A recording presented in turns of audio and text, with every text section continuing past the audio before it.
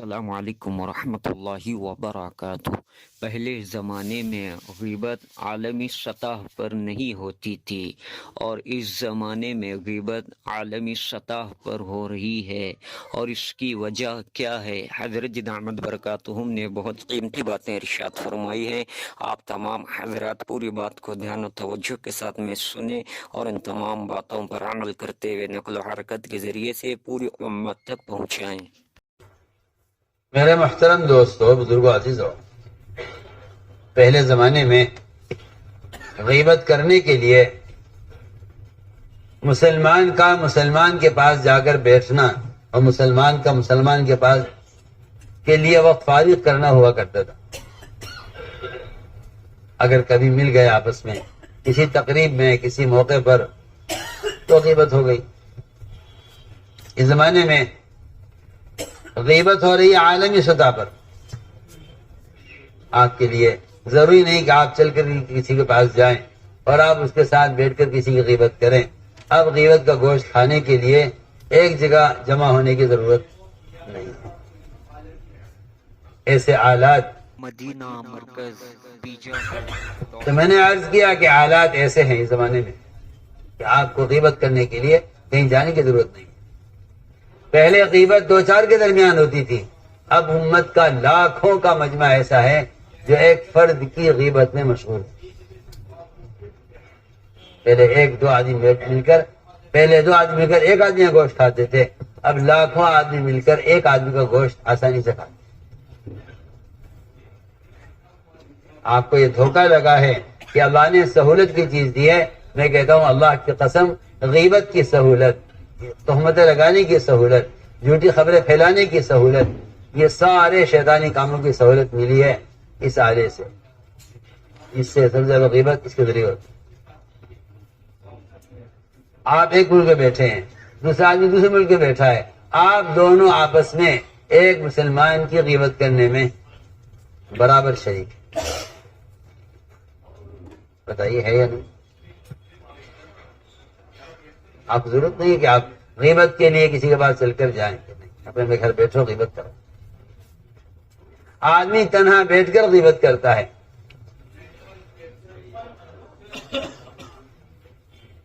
اس لیے اس زمانے کے لوگوں کو دھوکہ لگا ہے کہ یہ بیچارے جاہل قسم کے لوگ ہیں جو باطل عادات کے ذریعے ہدایت کے پھیلانے کی کوشش میں ہیں اور منکرات کے ذریعے سے معروفات کو عام کرنے کی کوشش میں ہیں۔ حالانکہ جو ذرائع معصیت کے ہوتے ہیں ان سے نیکی کے آنے کی کوئی امید نہیں کرنی چاہیے۔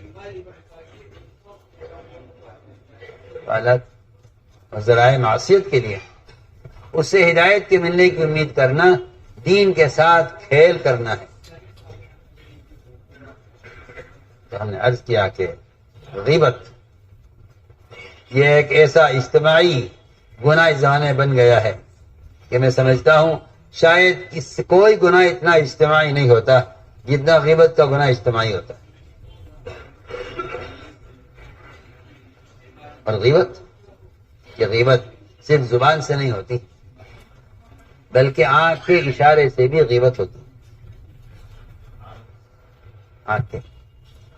آنکھ کے اشارے سے بھی غیبت ہوتی ہے۔ جو بات آپ زبان سے کہنا چاہتے ہیں، اگر آپ نے زبان نہیں کھولی اور آپ نے آنکھ کے اشارے سے اپنی بات سمجھا دی یا اشارہ کر دیا تو آپ نے زبان سے آپ کے کو غیبت کرنے کا گناہ ملے گا، حالانکہ آپ نے اس کے لیے زبان استعمال نہیں۔ اگر غیبت کرنے کے لیے آپ آنکھ کا استعمال کرنے صرف ایک اشارے کا، تو اس سے بھی آپ کو زبان سے غیبت کرنے کا گناہ بھی ملے گا اور اس سے آپ کی زبان ناپاک ہوگی۔ آپ کو اس کا اندازہ نہیں ہے۔ آپ صلی اللہ علیہ وسلم نے اشارہ کرنے والے سے بھی یہ فرمایا کہ کلی کرو،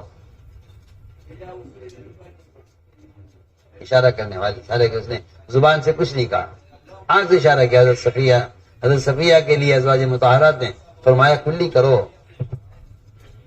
کلی کرو۔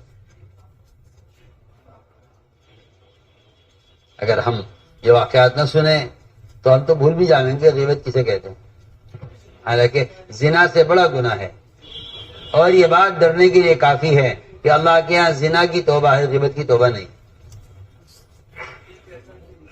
اللہ کے یہاں حالانکہ زنا حد والا گناہ ہے، پھر بھی زنا کی توبہ ہے، غیبت کی توبہ۔ غیبت کی توبہ اس کے پاس ہے آپ کے لیے جس کی آپ نے غیبت کی ہے۔ جب تک آپ اسے جا کر اس سے کہہ کر حلال نہیں کرائیں گے، اس وقت تک غیبت کا گوشت آپ کے پیٹ میں رہے گا اور جہنم کی آگ اس کو جلائے گی۔ آپ جتنا چاہے استغفار کر لیں، جتنا چاہے رو لیں اللہ کے سامنے، جتنی چاہے آئندہ نہ کرنے کا عزم کر لیں، غیبت تو گناہ معاف نہیں۔ جب تک آپ، حالانکہ لوگوں کو شرم آتی ہے کہ بھائی کیا کریں، ہم نے تو غیبت چھپ کے کی تھی، اب جا کے اس کی زبان تم کو کیسے کہیں کہ ہم نے آپ کی غیبت کی۔ جب تک آپ یہ نہیں کریں گے اس وقت تک آپ کے پیٹ میں غیبت کا گوشت باقی رہے گا اور جہنم کی آگ اس کو جلائے گی، حدیث میں۔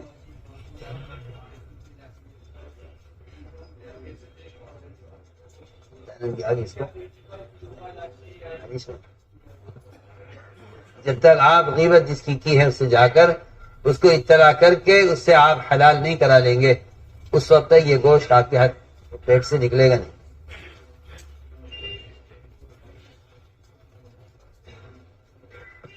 لیکن کیا کریں، لوگ حدیث میں ان مثالوں کو فرضی مثالیں سمجھتے ہیں، یا سمجھتے ہیں تو سمجھانے کے لیے کہا گیا، حالانکہ ایسا نہیں ہے۔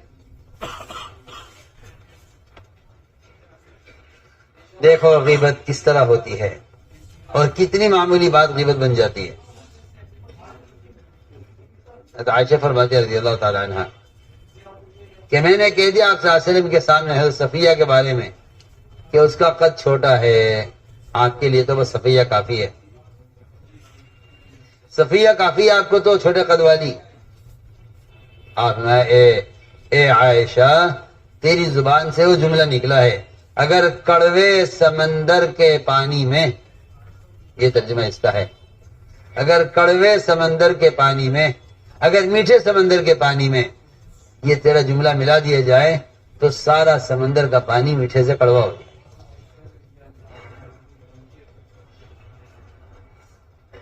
اگر یہ ترجمہ کیا جائے کہ اگر یہ تیرا جملہ سمندر کے پانی ملا دیا جائے تو وہ کڑوا ہو جائے، سمندر کا پانی تو ہوتا ہی کڑوا ہے۔ اگر سمندر کا پانی میٹھا ہو اور تیرا یہ جملہ اس میں ملا دیا جائے تو پورے سمندر کا پانی تیرے اس لفظ سے کڑوا ہو جائے۔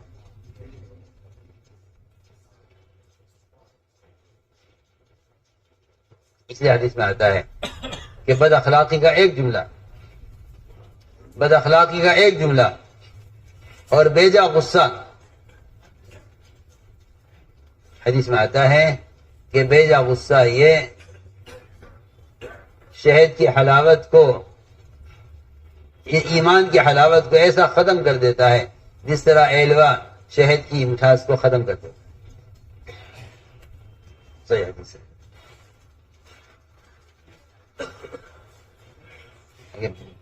اگر آدمی بلا وجہ غصہ ہو تو غصہ اتنی بڑی بد اخلاقی ہے، اور اگر غصہ ہے کسی کے اندر دین کے لیے تو یہ اس کے ایمان کے کمال کی علامت ہے، اس کے ایمان کی کمال ایمان کی علامت۔ میں نے لکھا ہے جس آدمی کو منکر پر غصہ نہ آئے اس کے ایمان کا ذائقہ ختم ہو چکا ہے۔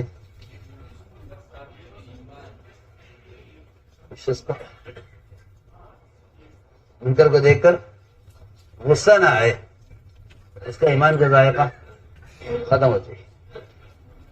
اور اگر کسی کو بلا وجہ غصہ آئے تو بلا وجہ کا غصہ کرنے والا اس کے ایمان کی حلاوت اس طرح ختم ہو جاتی ہے جس طرح ایلوا شہد کی حلاوت کو، مٹھاس کو ختم کر دیتا۔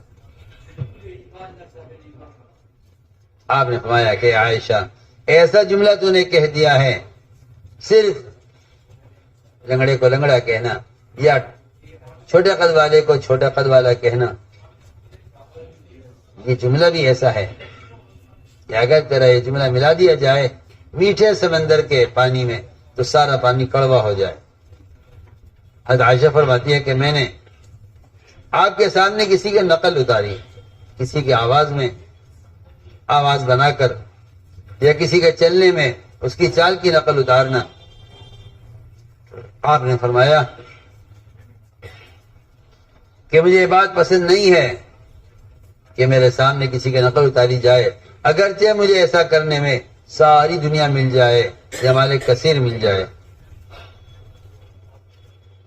ایک روایت میں ہے حضرت صفیہ کی سواری بیمار ہو گئی،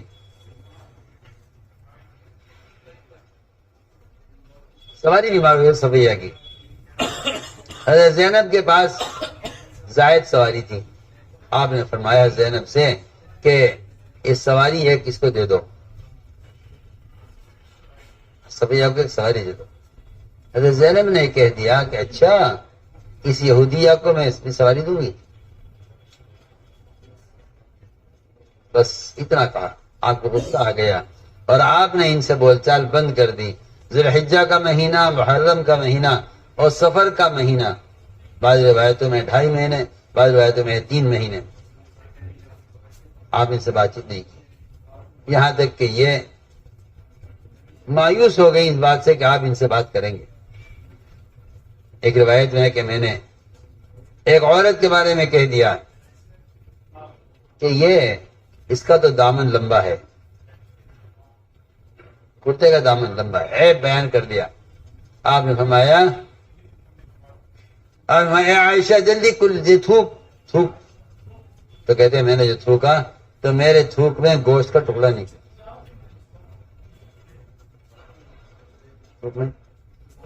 کچا گوشت، کچے گوشت کا ٹکڑا نکلا میرے منہ سے۔ مدینہ مرکز بیجاپور.com۔ آپ نے دکھلایا کہ ہاں غیبت کرنا گوشت کھانا ہے۔ زید بن اسلم کہتے ہیں کہ آپ صلی اللہ علیہ وسلم بیمار تھے، وہ بیماری جس میں آپ کی وفات ہوئی ہے، عورتیں آپ کی ازواج مطہرات آپ کے پاس جمع تھیں۔ حضرت صفیہ نے محبت میں یہ کہا کہ خدا کی قسم اے اللہ کے نبی، جب تک میری تمنا یہ ہے کہ یہ تکلیف آپ کو ہے، آپ کو نہ ہوتی مجھے ہو جاتی، بیماری آپ کو نہ ہوتی مجھے ہو جاتی۔ بہرحال سوکن تھی، آپ صلی اللہ علیہ وسلم سے اظہار محبت میں یہ کہا، باقی سوکنوں سے کہاں برداشت ہوتا۔ انہوں نے ایک دوسرے کو اشارہ کیا آنکھ سے کہ دیکھو صفیہ کیا باتیں بنا رہی ہے اور صفیہ جھوٹ بول رہی ہے۔ آپ صلی اللہ علیہ وسلم نے اپنی بیویوں کے آنکھ کا اشارہ دیکھ لیا، فرمایا ازواج مطہرات سے کلی کرو کلی کرو۔ کلی کیسے کریں، ہم نے کچھ کھایا نہیں ہے، کسی سے کلی کریں؟ آپ کی بیماری میں اس چیز سے ہوش ہوں گے کھانے کے، کسی سے کلی کریں ہم؟ فرمایا کہ تم نے اپنی ساتھن اور تم نے